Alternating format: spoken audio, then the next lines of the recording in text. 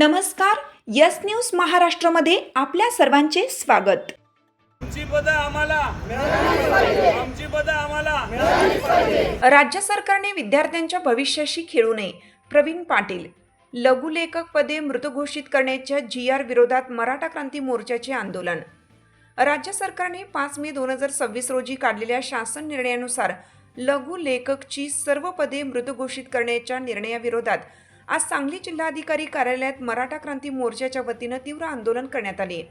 मराठा क्रांती मोर्चाचे राज्य समन्वयक प्रवीण पाटील यांच्या नेतृत्वाखाली लघुलेखक अभ्यास करणाऱ्या शेकडो विद्यार्थी-विद्यार्थिनींनी सांगलीचे पालकमंत्री तथा तंत्र शिक्षण मंत्री चंद्रकांत दादा पाटील यांची भेट घेऊन निवेदन दिलं। यावेळी प्रवीण पाटील म्हणाले, राज्य सरकारने शेतकऱ्यांच्या भविष्याशी खेळू नये। 8 ते 10 वर्षापासून स्टेनोचा अभ्यास करणाऱ्या विद्यार्थ्यांवर अचानक पद मृत घोषित करण्याचा अन्यायकारक निर्णय लादण्यात आला आहे। हे तरुण-तरुणी सर्वसामान्य शेतकरी कुटुंबातील आहेत।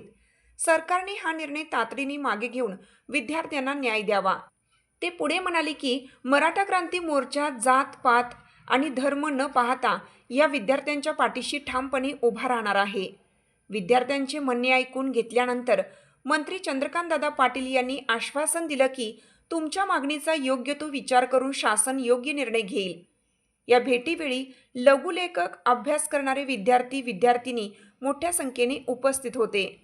सरकारने निर्णय मागे न घेतल्यास तीव्र आंदोलन छेडण्याचा इशारा मराठा क्रांती मोर्चाने दिला आहे। आम्हाला मिळालीच पाहिजे, मिळालीच पाहिजे, आमचा हक्क आम्हाला मिळालाच पाहिजे। विद्यार्थी एकजुटीचा विजय असो, विद्यार्थी एकजुटीचा विजय असो। तुमची साथ आमची। यस न्यूज महाराष्ट्र चॅनलला लाईक करा व सबस्क्राईब करायला विसरू नका।